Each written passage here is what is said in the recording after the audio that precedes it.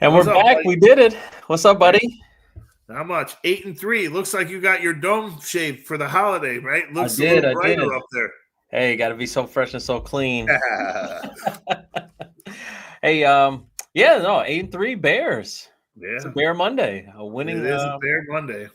Yeah, some sucker thought to bet me was the wise idea that they weren't going to make the playoffs. I said, hey, we're going to Take make that it. bet. Take that bet now, right? It's a I lock. took it.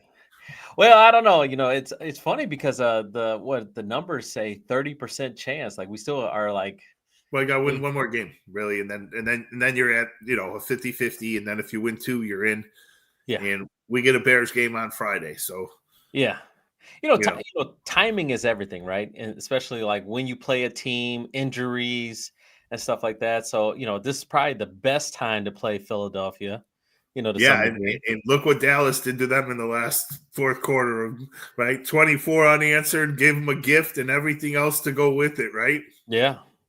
If we just come in, put our heads down and do the work, it might be a good day on Black Friday. It's still Uh, in Philly. it is in Philly.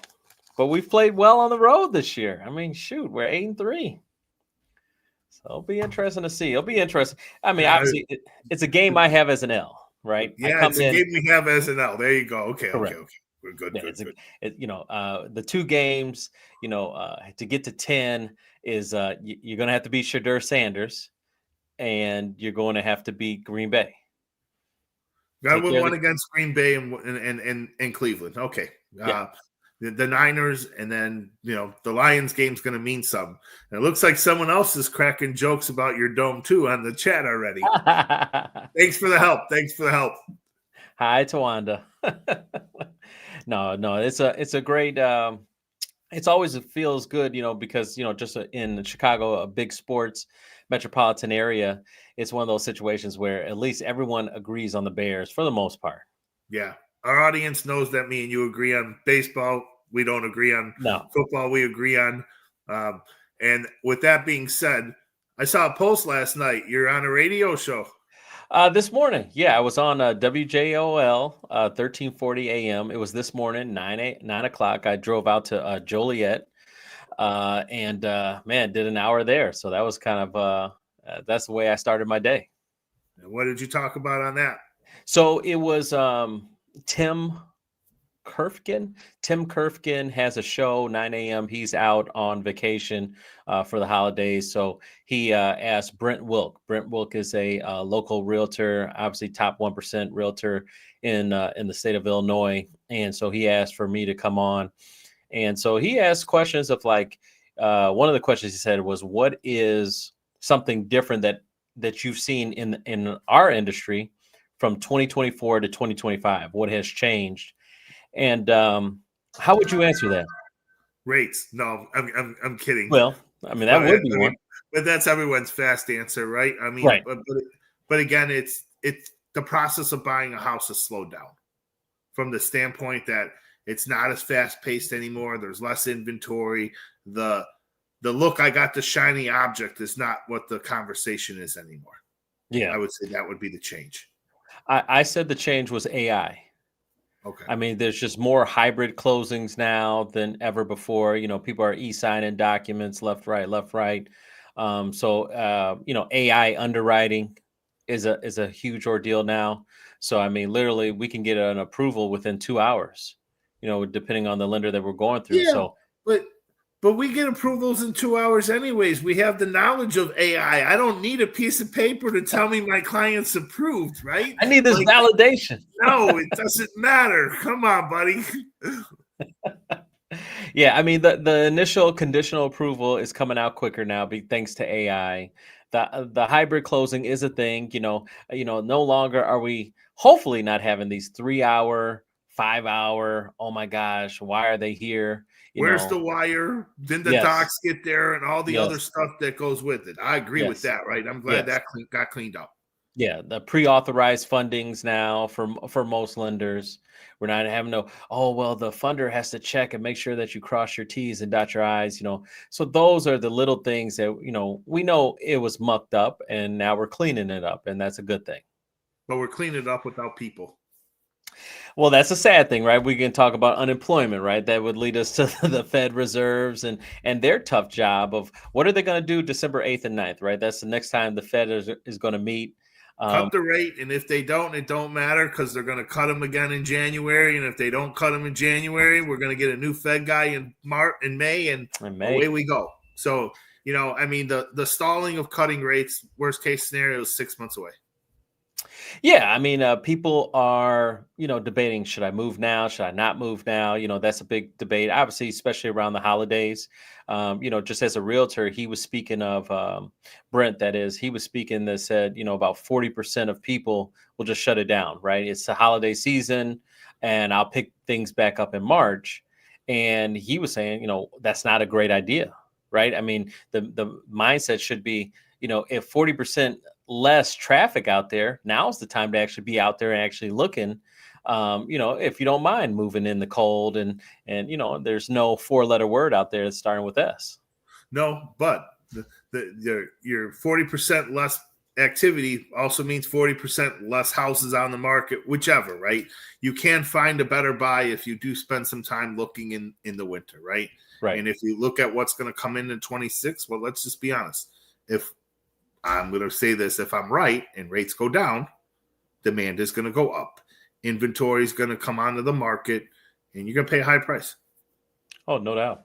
I'm seeing a lot of negotiation right now, right? I'm seeing sellers giving away $9,000. I got one on the table right now for seller credits of $9,000, multiple properties. Yeah, I'm trying to do that on my Arlington property. It's just not working, but whichever. I mean, it's just all different things, right? You got to negotiate through every piece of the phase, whether that's the contract, whether that's the property inspection, whether that's the appraisal inspection. At the end of the day, everyone's got to work together. Yeah, it was funny. I have a client right now, and this is the first time I've actually heard this one. So the client, does a home inspection, and to your point, they use the home inspection as a negotiating tool.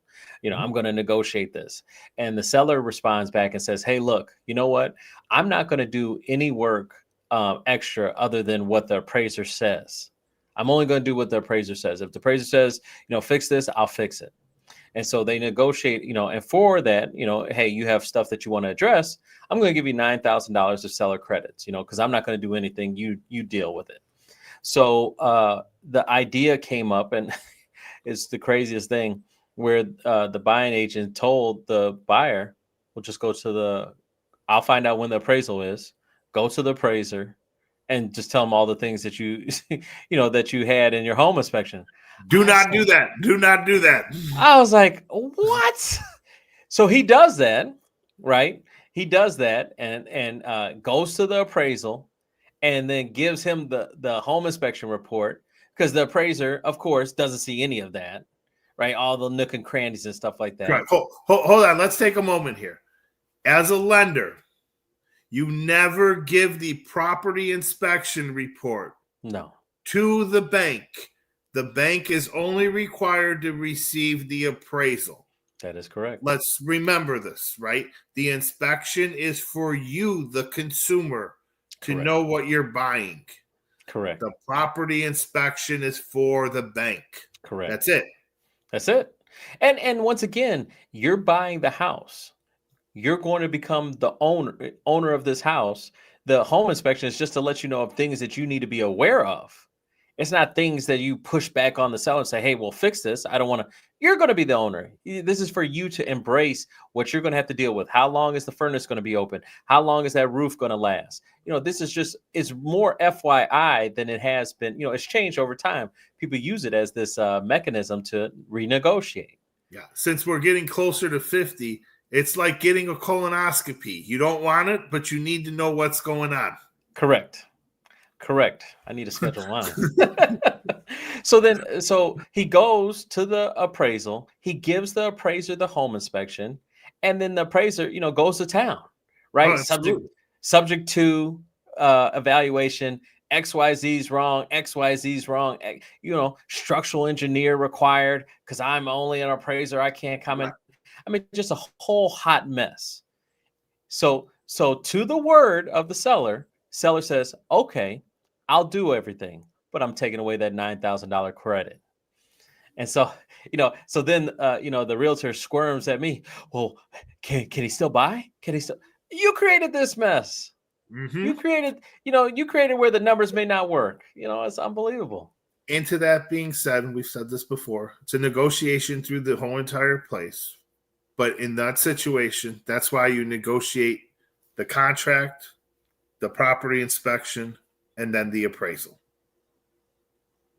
Because you could have had the $9,000 credit, and half of what is now on the appraisal wouldn't have came up, and the guy probably would have fixed the stuff anyways without Correct. pulling the credit.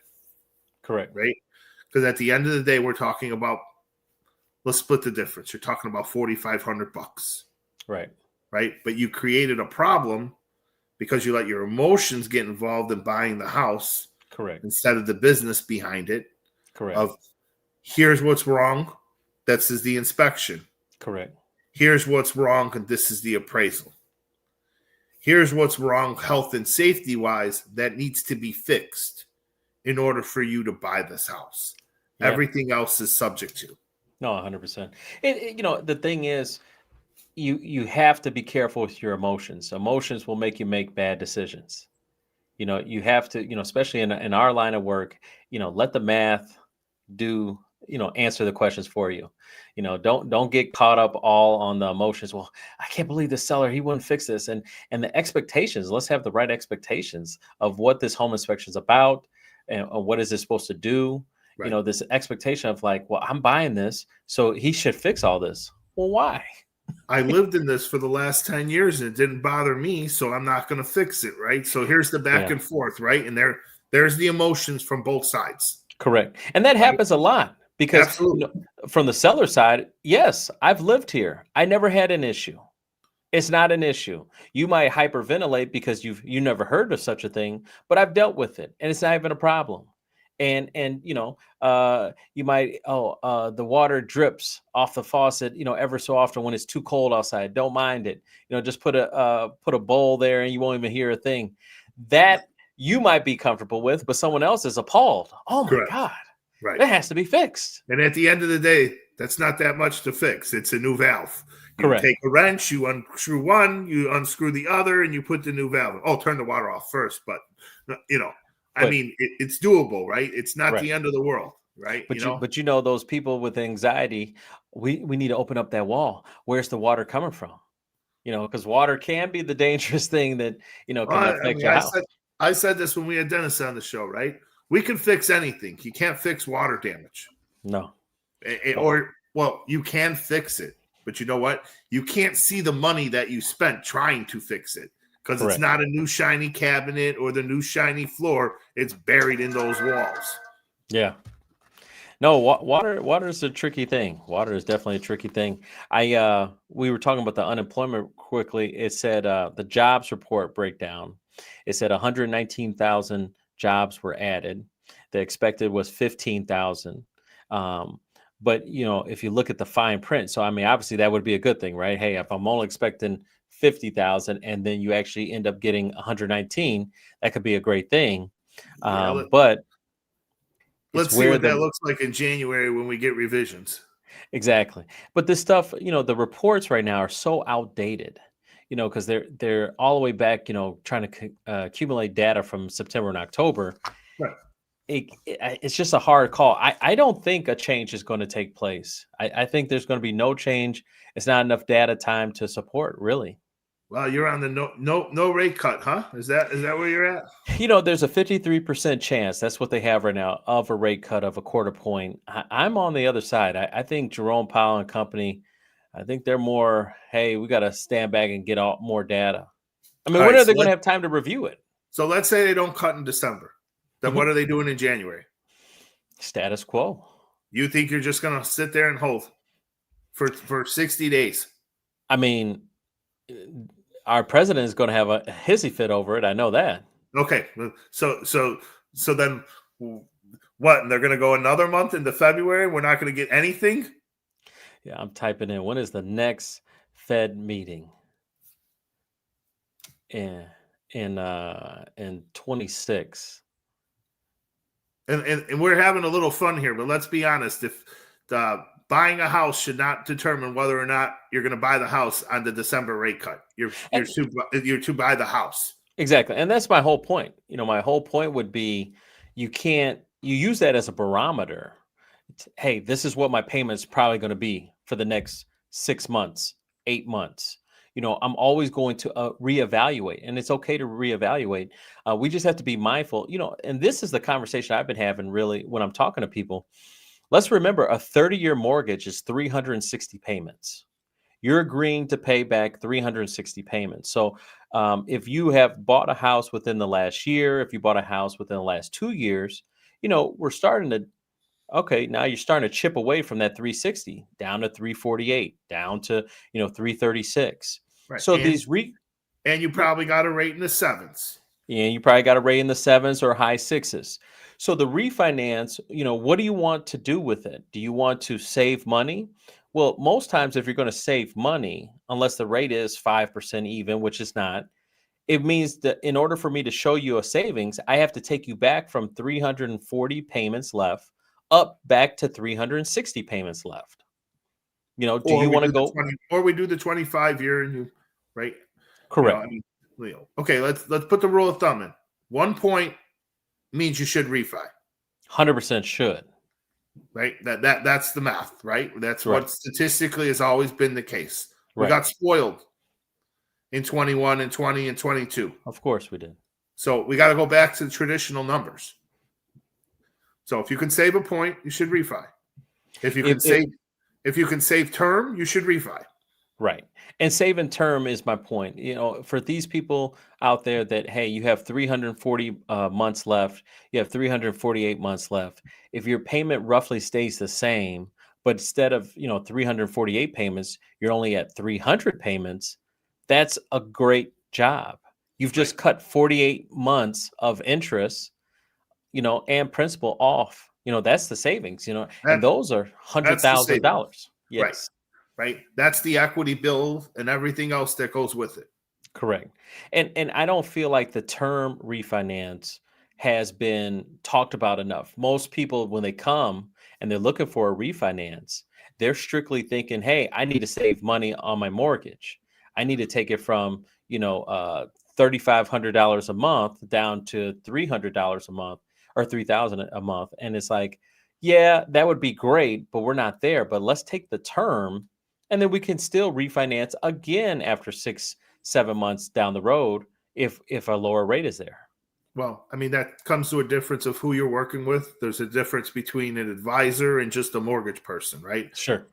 Yeah, the financial picture of everything that goes with it, the all-around service, or, hey, I just contacted my servicer and they can reduce my rate and this is what it is, right? Yeah. It's an order taker, right? Yeah.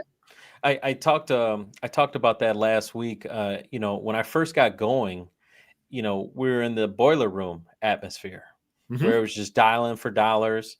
And once again, 20 years ago, I'm in my 20s. Correct. It was just a job. I wanted to make my money. It was what it was, right? It wasn't a career yet. It wasn't a career yet. It was not a career. And I just didn't want my name at the bottom of the list. I'm super competitive. I didn't want to be at the bottom. I want to have my name on top. So what do I got to do? Okay, I just got to, hey, I can save you $200. I can save you $100. And that's what we did. But now, 20 years has fast forward. I have more life experience. Well, sure, right? But then again, too, some of those clients, even though back then, they're still your clients today. Correct. Right? I mean, you still did the right job. It was just in the wrong direction, right? You weren't looking at it. You still gave them what they were looking for, but it wasn't what it was, right? It wasn't the advisement today. Let's go back to the Bears. Good, better, best, right? Yeah. I mean, that's what it boils down to. I did a good job, but I could have done a better job. And now I want to do the best job I can for people. And now I'm like, man, I have knowledge with products, with, work ethic. Now I'm ready to give you the strategies that are really like, let's aggressively increase your equity. Let's aggressively, build your wealth. Let's aggressively figure out ways to put you in the best situation so you can retire comfortably. Yeah, I know I popped into the office on last week. We had a quick conversation. Maybe we'll get into this at a different time. You've been really big this year on getting with your investors and your rehabbers. as a new product line of Mhm. different things to doing, because you see a demand there. Correct. Yeah, no, we could talk about it. I mean, obviously, we share about, hey, we're closer to 50 than we definitely are closer to 20. And so, my eyes are more broadened on the idea of like, hey, how can this house help me? Especially there's so many people that are behind. I read some of these stats, we talk about stats all the time here, and I'm like, oh my gosh, like, what, there's not enough people have $1,000, of, if something were to happen to them. There's so many people that are just in tough situations. I'm like, but you got a house. Right. That emergency car repair is on your credit card, but you don't have the $1,000 to pay for it, right? But you have Correct. the equity in your home, right? You got the equity in your home. And, Correct. and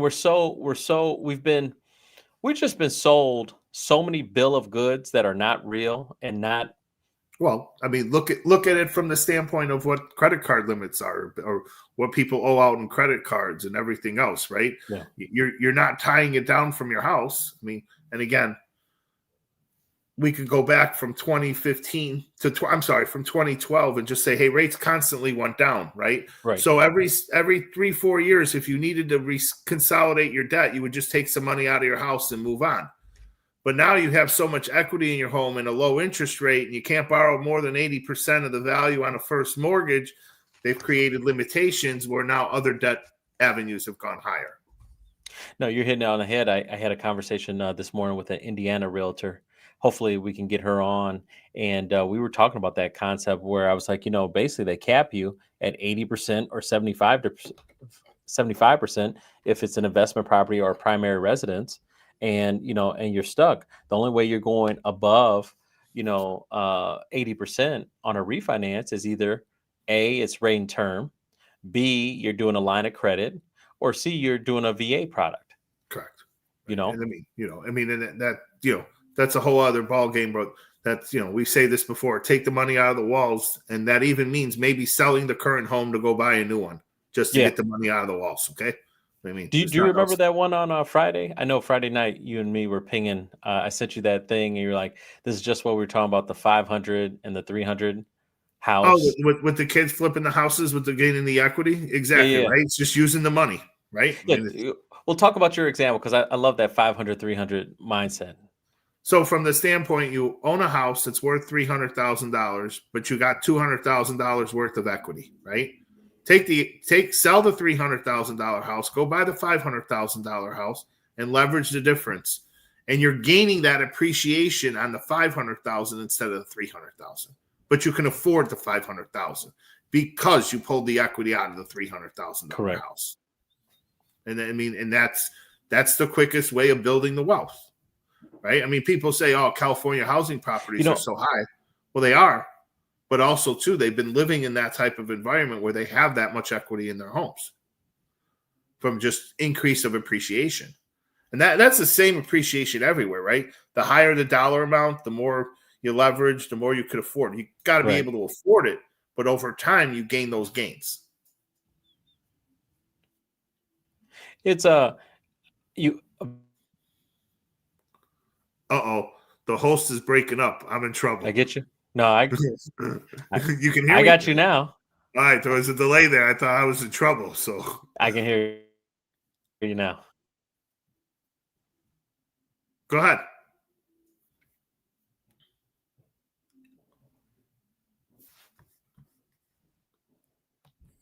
Dante, can you hear me? Uh-oh. No good. Yep. He's frozen. All right. Come back and we're back at it. Okay, good. You're back. If you have a house that's worth 300,000,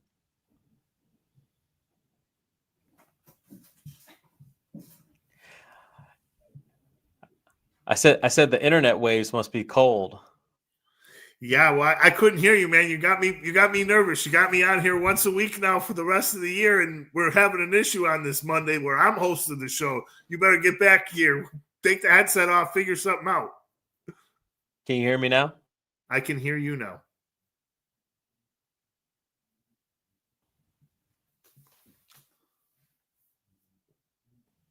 Nope.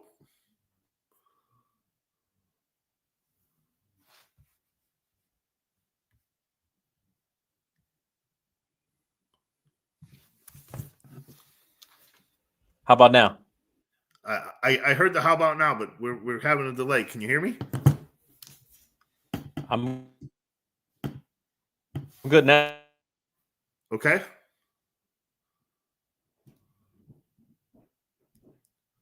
Let me do the recap. Hopefully you guys can hear me. Yeah, let's recap that one. The Fed cut rates in September and October. Okay. And Jerome Powell's stance has been no risk free path. There is no. All right, guys, it's just me right now. So let's hit to some questions here. Hopefully Dante will get back on the show here. But I mean, at the end of the day, we've said this before and over again. You can't just sit there and hold the money in the walls of your home. It's not doing anything for you. Hopefully he'll get back here and we can get back to business here. Here he is. Yeah, I figured I'd just reboot. I think that was the best idea you had all day. Thank you. Yeah, but the only thing is, I think we lost all our comments and questions. I know we had quite a few. So if you have comments or questions, please, if you can, retype them in. We'll try to get to them later. Sorry about that. Yeah, when it went too crazy and then I couldn't get you, I was like, yeah, let me just reboot and let's start over. Yeah, you had me puzzling here, trying to run with the show here. That was not good. I was like, what is going on? But I was saying as a recap, and this, the banter we're talking about is, the Fed cut rates September and October. And the ideology, the mindset was, okay, they're going to keep going. And so I don't want to pull the trigger because I want to see how low they go. So I don't want to have to do this, multiple times. Right. And we understand that there's a level of, I don't want to have to refinance 2 or 3 times. But the reality is that's what you have to do because you just don't know how it plays out. Now we've stabilized and we're kind of here at this platform waiting to see what's going to end up happening again. But for right now, I think the mindset should be the rates are what they are. It's good enough. It's lower than what it was. Take advantage, whether it's a refinance, whether it's a purchase, investment.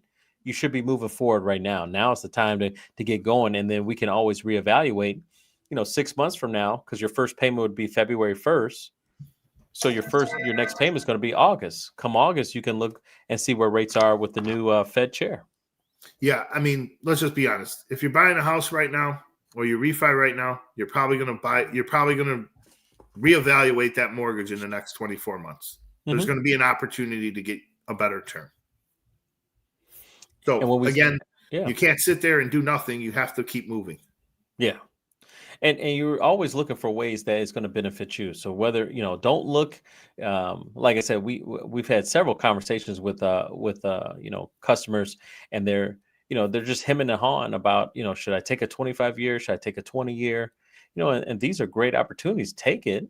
And then, hey, when rates drop again, then we just lower the rate. I mean, you keep you on that same term. But, if you can cut off 40 payments, if your principal and interest payment is $2,500, take 2,500 times 40. That's virtually what we're saying. If your principal and interest, that's a lot of money. We're saying that with the intention that you're paying the house off, right? I mean, because until you get to the end, it doesn't matter. But if the choice is save $150 or lower the term for 5 years and keep the payment the same, lower the term. I like the idea of lowering the term, even if it's going to be a short-term scenario, because if I lower the term, I'm increasing my equity because more money is going to go towards my principal. That's true. There was a on what was it? WGN? I think it was WGN News had a realtor on, Chicago realtor, and so you had a newlyweds, husband and wife. The wife was a broadcaster, so she was asking the questions to the realtor, and she was like, we're thinking about buying a house right now, but this is not our long-term house. And he's like, exactly, it's not your long-term house because you don't have kids yet, and then kids will change everything. And then he was like, well, what I would recommend is looking into a 3-year, 5-year arm, because you're probably going to move into the suburbs once the babies start coming. And I'm not really a fan of that. I was like, no, I mean, if you can afford it, I'd just get a lower term. Lower terms also can potentially mean lower rates too. Sure.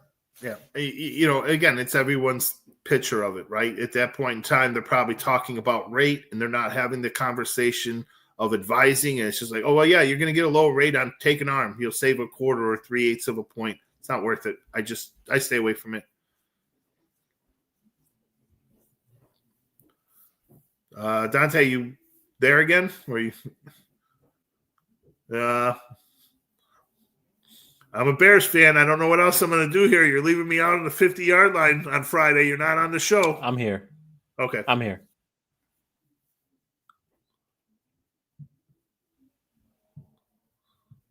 We got questions on there? We haven't had this in a while. No, it's okay. Wow, when you and me are up, but like I told you, I enjoy doing the show with you. I can't host the show.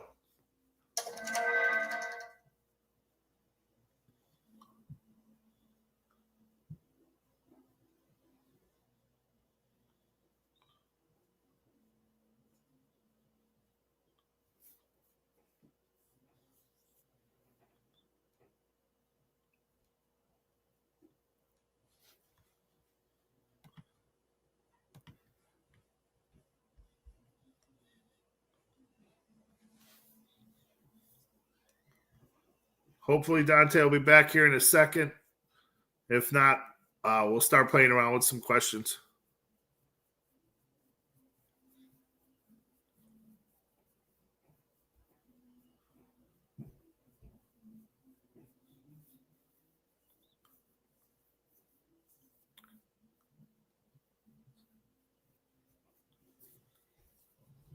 All right, buddy, where you at?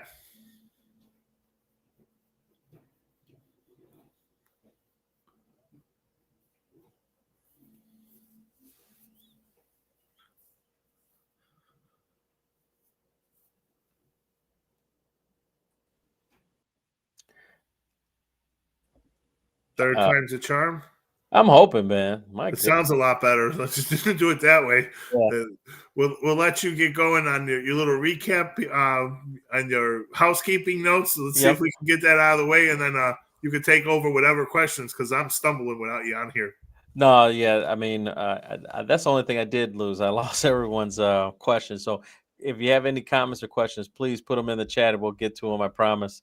So today's episode is by Epic Mortgage. Whether you're buying, investing, or refinancing, call Epic today, 708-905-5300. That's 708-905-5300. It's your dreams, your goals. Let's plan together. Now, if you're looking for a gift as you're starting to think about the holiday season, what better way to help someone building wealth through their house? Check out my book, The Ultimate Mortgage Guide. It's available on Amazon, The Ultimate Mortgage Guide.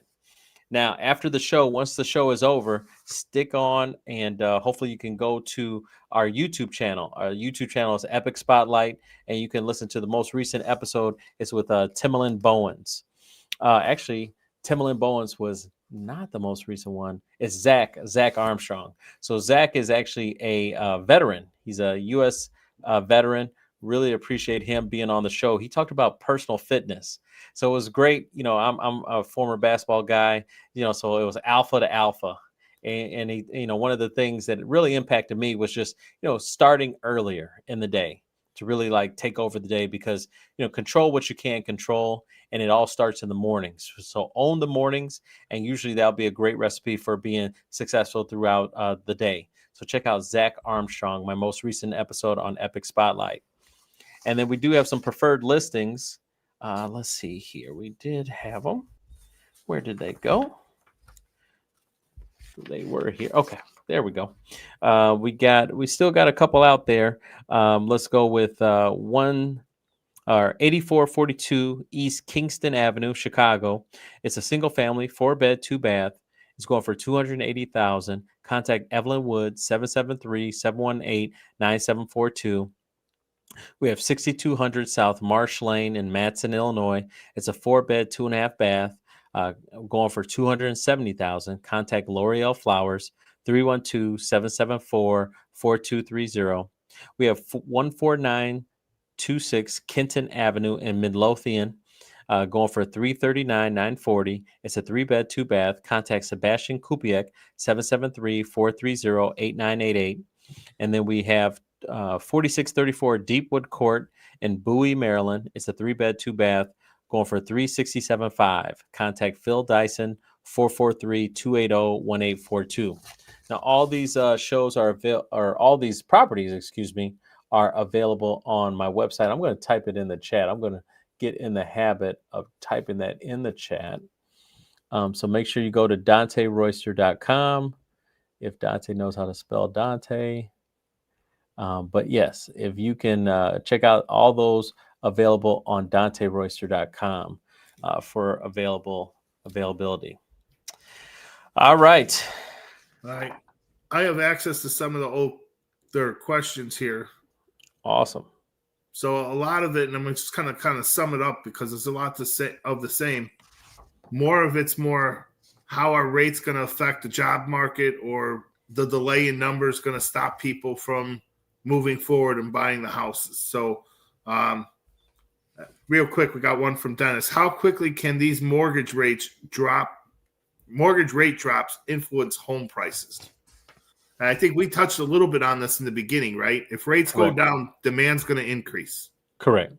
And people are going to look to get higher values. Right. It's just part of the thing. And one of the things here, while Chicago's a little seasonal, come February and March is the push for what new prices are going to look like. Regardless of whether rates are dropping or not, it's just that time of the year where everyone tries to push the values to the highest level possible to create the new market prices for the season. Mm-hmm. So I will just continue to say prices aren't coming down. No. Yeah, no time soon. I don't see prices coming down. I mean, just the birth rates, like I say, the number one population is millennials. Second largest population is Gen Z. What age is that? That's going to take you from 43 years old all the way down to, 18. So what are you doing in that time frame? You're buying homes, having kids, all that sorts of things. So definitely right now, there's in the foreseeable future, I just can't see valuations going down right now. I don't see it. And real estate has guardrails. I mean, we have learned a little bit from 2007, 2008. We learned too much. We learned too much. Well, hey, we're trying to get it back, right? We're trying to get portable mortgages, 50-year mortgage. What do we got to do? Yeah. We're recreating buyers. We're just going to make buyers. And I know you touched on all the 50 stuff with Jess the other day. I touched on it a little bit, so we all know where I'm at on that. I'm all about the portable with a time limit. With that being said, it's a good idea. But again, it's creating a product. It's trying to free up supply. And at the end of the day, that's the problem. Yeah, and it's creating buyers. They're trying to figure out a way to stimulate the market. I was just doing that research on how many people we impact. We touch, like I said, last week I was talking about this. 10 to 12 different industries are impacted by one transaction. Yeah, just one transaction will have a ripple effect throughout the America. So the backbone of American economy is real estate. Yeah, don't kid yourself. We said this housing makes up 40% of the economy. Yeah. Right. I mean, I think, the way I look at it, from just a rate standpoint is, right now, Jerome Powell is hyper sensitive to employment data right now. I mean, I just think in general, his whole, reign since 2016, he's been there, is just data and then make decisions. Data, make decisions. So I just, I have that feeling that he won't pull the trigger, without data being given to him, and they won't have a job report prior to December 8th. You're right. They don't have the job report They got to make the decision without the data and just make the decision. And I agree. He's not the type of person to just do the decision on the whim. He's looking for the facts to support his movement. Correct. But I look at it as he knows he's out the door anyways, and correct. There's already the people that are going to push for the rate cut, and I think it's still going to happen. Yeah, so we'll see. Another question here. Should realtors adjust their strategies before the December announcement? This is from Tobias. Thanks for listening, Tobias. So realtors adjust their strategy? Yeah, to me, that rate announcement should not affect any realtor's strategy on what they're doing for business, right? Because it's so minor and from the lending standpoint. Because there's ways to adjust a rate increase. Whether you do a buy down, you pay a discount, you could still do it. I mean, at the end of the day, you got to move forward. I feel like, you know this, realtors use mechanisms to try to create urgency. Mm-hmm. So if someone hasn't bought a house right now, they've been hemming and hawing, they're trying to stimulate them to move, get off their butt and make it happen. And one of the mechanisms that they do try to use is interest rates. And that's why that's permeated throughout the marketplace. So they'll, hey, Vince, come on, you got to buy a house, man. The rates are super low now. You got to take advantage. So without hearing that being on the news, validating what they're saying, they will have to kind of change their strategy and talk about the other benefits. So, I almost question sometimes realtors, and, they're all not one size fits all. They all have their own skill sets, but some of them don't really know the finance side. And they're the general contractor in most cases. They're the ones that refer us, the clients, and we appreciate that. But it's almost a level of stay in your lane. I was just going to say, are you going to roll out the stay in your lane comment? Stay in your lane. Yes. I mean, because it's just they don't know really. When they speak, they're speaking more blanket conversations because they don't know what's the credit score, right? What's the down payment? What's the programs? They may know a little bit about us, but like even when the realtor was on WGN, talking about arms, it's like, dude, sit down. You're not a loan officer. You're a realtor. Open the. I'm on the show. Let me take this. So let me take over here. When you start to show a little bit like I know what I'm doing, and then you hear some guy that acts like, oh, he's got it all, and you're a realtor, like, bro, stay in your lane.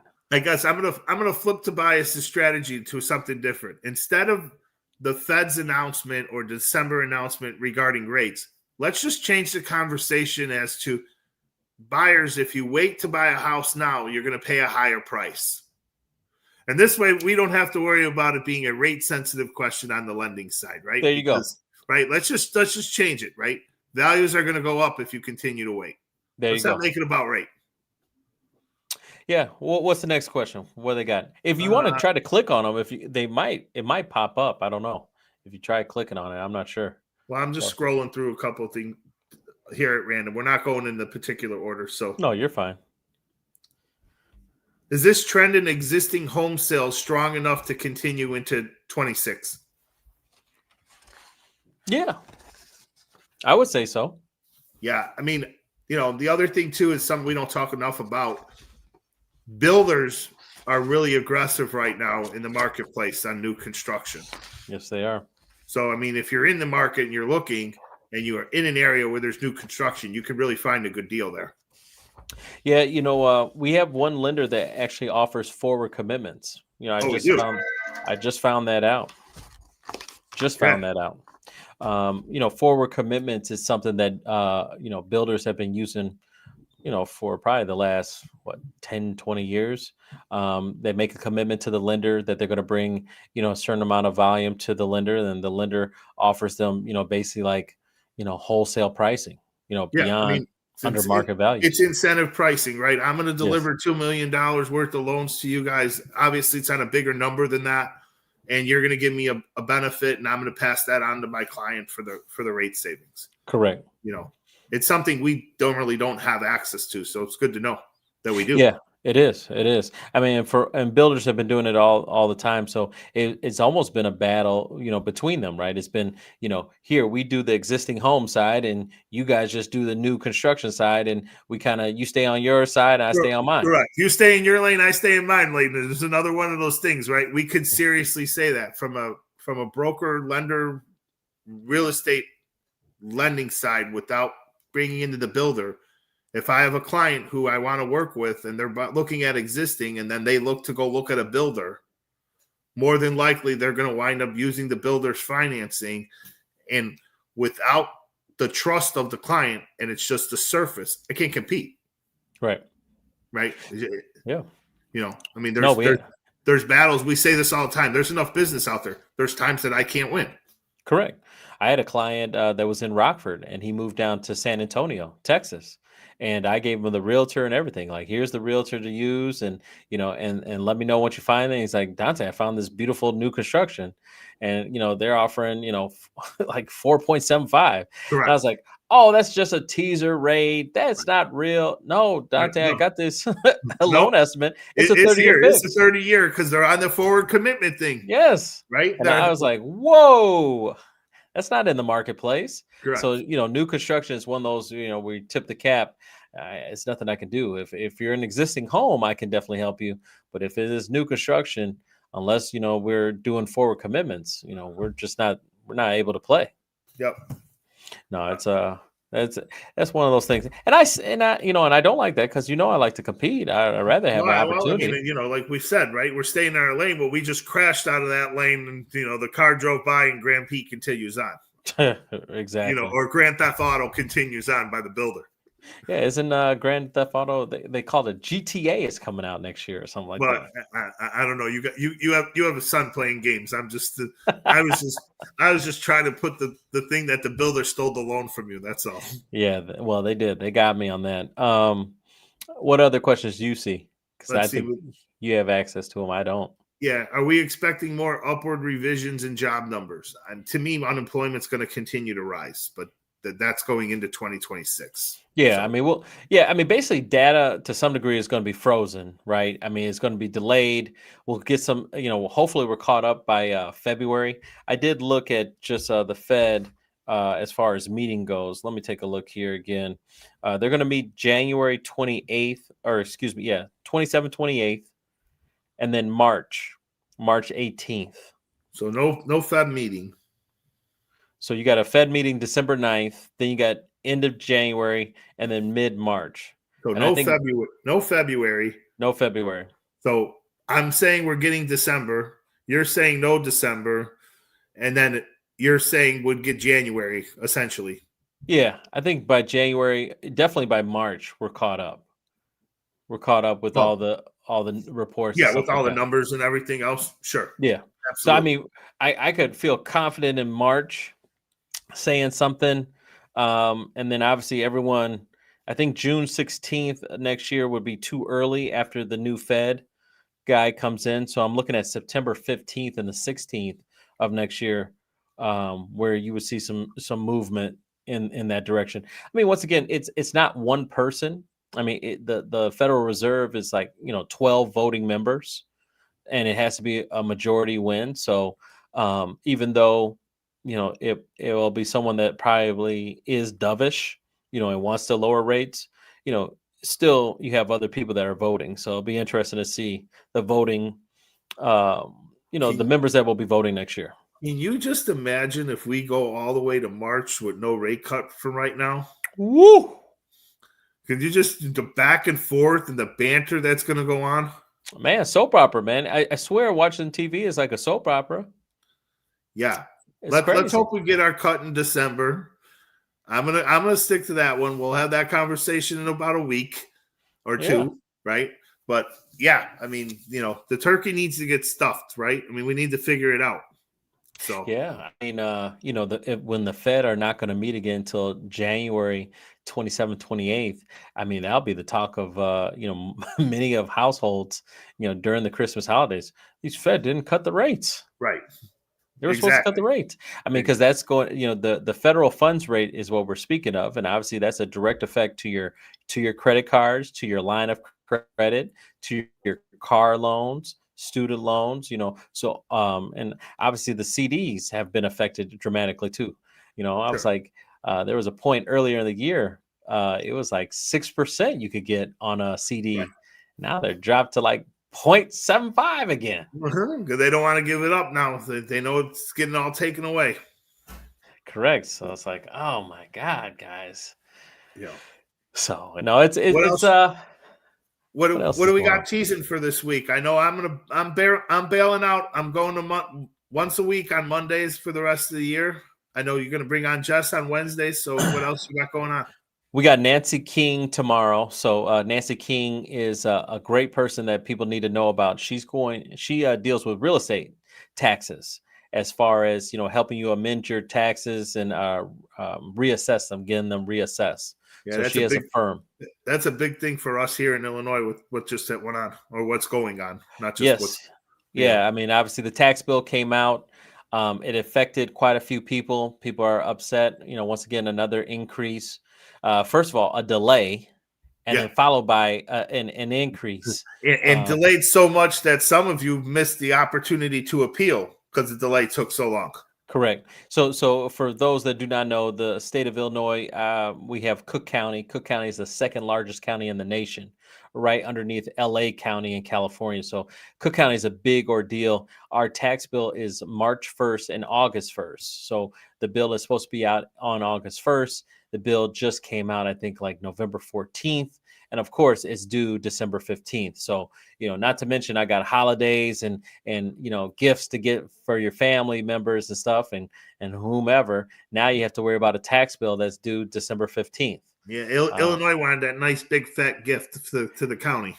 I mean, so for the last 5 years, they've only been on time one time, and that was in 2023. Yep. So it's constantly late.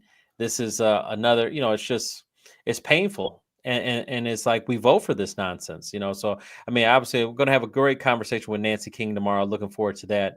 And then we do have Jess on Wednesdays. Jess has said she'll take she'll do Wednesdays, so that'll be cool. And then we're going to bring a lot of familiar faces, in December, and then we'll hopefully bring some new people. Love to have some new guests on there so we can have those conversations and really just answer questions. Just one of those things. I mean, I know you always got plans and you got people already scheduled. So what about trying to find John Andrade, bring him back? Man, he said he's down. He's going to come back. So now that I know you're on Mondays, I'm going to get that situated. So I know we got Randall on a Monday. We'll get John here hopefully on a Monday, and we'll just keep lining them up, man, and having different conversations. And I may peek in on a Tuesday or a Wednesday too. So just you are more than welcome. Yeah, this morning when I was on the radio, we did 4, and that was too many. In an hour, it's hard to get everyone's voice in and have a conversation. I was kind of meek and mild and just answer the questions and then just step back. I don't play golf. They're talking about golf and stuff. I was like, Yeah. I'm like, next question. Yeah. Right? I'm like, I'm Bagger Vance or something. I don't know. I was like, man, I don't play that. But other than that, no, it was a good conversation. We had an attorney on. We had PNTN, who's a local title company. They have 14 locations. I didn't realize they were that big. I was like, geez, local title company doing their thing. And like I said, we talked about AI. We talked about fraud.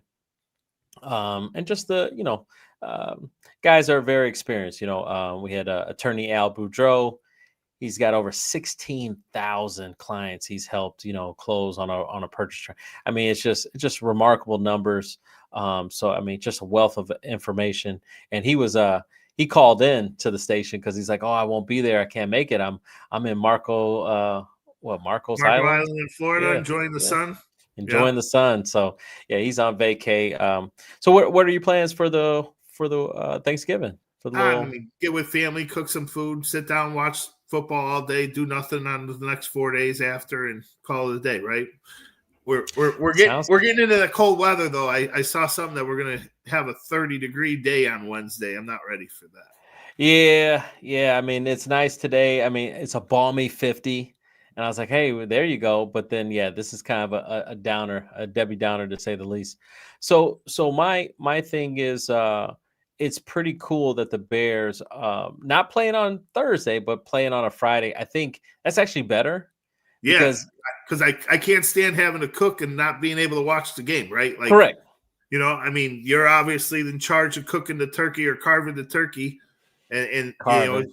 right, and carving, right? And then you're like, Yep. oh, I want to watch the game. No, you got to cut this. I'm like, no, I want to watch the game, right? Long time ago, my family went from putting the traditional turkey in the oven to deep frying a turkey, and we continue to do it that way. They say it's better, right? It's tastier. It's better, it's faster, it's easier, but it's a little dangerous from the standpoint that you're dealing with hot oil and it's cold outside, and you don't want to do it in the garage because you could run the risk of having a fire, right? I've heard of garages going up in smoke. Yeah, there's some truth to it, but I mean, it makes it a lot faster, right? It's an hour and a half. It's done. It's over. Wow, hour and a half. Wow. Pull it out, but you don't get the stuffing in the bird, so you got to make stuff. So there's the ins and outs, right? Right. The give and take. It's just faster. I mean, at the end of the day, right? You got a ham in the oven now. You don't have to worry about where's this going, where's that going. The turkey's outside, and you wind up using everything else. So yeah, no, I get a workout in on Thursday morning, so I'm looking forward to that. And then that'll make me real hungry to eat. But yes, yeah, it's because the early game is always in Detroit, and that game is 12 p.m. Eastern time. So so then that's annoying because normally that's the travel time. Right. Showered and get up, and now we got to go somewhere. I got a game on at 11 o'clock this morning on Thursday. Right. And then the Cowboy game is now it's 3 o'clock, and now I'm trying to eat. Right. They're trying to eat. Right. And then people want to have a real conversation. They don't want to have the TV on or something like that. So it's just like, oh man. So yeah, I'm actually looking forward to Black Friday at home. So you're just going to tell the wife, here's the credit card, go shopping with the kids. Don't worry about the spending limit. I want peace and quiet on this Friday. Is that what's going on there? Man, we'll have to see. But no, I think it'll be a quiet day at home. With and which kind of weird, our industry, going back to mortgages, it's like Friday after Thanksgiving used to be a work day. That's what it was. All day, every day, you would have to go to work. And now you'd be hard pressed to find a title company or a lender that's even open on Friday. I mean, the calendar helped too because it's the end of the month and it's kind of just a clean month, right? We come back and it's the 1st, right? So you're in December, right? It's not like it's carrying over where Thanksgiving was on the 24th or the 25th, and we're at the end of the month. So make sure you check out early on Wednesday and don't work until 5 o'clock on Wednesday. No. So, I mean, basically, we're going to do the show Monday, Tuesday, Wednesday. I'll be with Jess on Wednesday, and then I'll probably, spend about an hour just to clean up after the show. And then it's a wrap. And like you said, it'll be nice just to have a 4-day weekend, kind of, retool, refresh, and then get back better than ever for December. It's kind of weird. If you follow up in December, Christmas is on a Thursday. You know what I mean? So I've once again hard pressed to find people that are going to want to work on the 26th on that Friday. Make it very easy. Cut out come Tuesday and you're all done. Take Christmas Eve. You go to work for 2 days the week of Christmas. You hear me? Monday and Tuesday, and that's it. Nothing else. So for the audience that paid attention to us today and stuck with us due to the technical difficulties of my leader over there, thank you. And we'll be back. I'll be back next week on Monday. Dante will be here Tuesday, Wednesday. To everyone out there, enjoy Thanksgiving. And thanks for listening to us for the last couple months, guys. Yeah, no, thank you so much. I appreciate everyone. If you did hear some of this and you liked it, make sure you give it a like and subscribe to the channel. We're trying to grow the YouTube channel because we want this information to get out there. We think we have some great strategies for people. I know, we spend a lot of time talking, even on this and off, and we're helping a lot of people, you would be surprised. So we're helping a lot of people out with some different strategies, especially in the investment side of things, also the primary side of things. We have down payment assistance, we have grant program capabilities, we have investment renovation loans, we're doing fix and flips. So we're helping a lot of people, and we just want more people to know about these great opportunities that, you might just didn't know that was there. So no, this was awesome. Appreciate you, Vince. Happy Thanksgiving to you and your family. And I definitely go Bears. Yeah, go Bears. Take All right, care, cool, buddy. man. Thanks, buddy. Take care. Bye. Bye.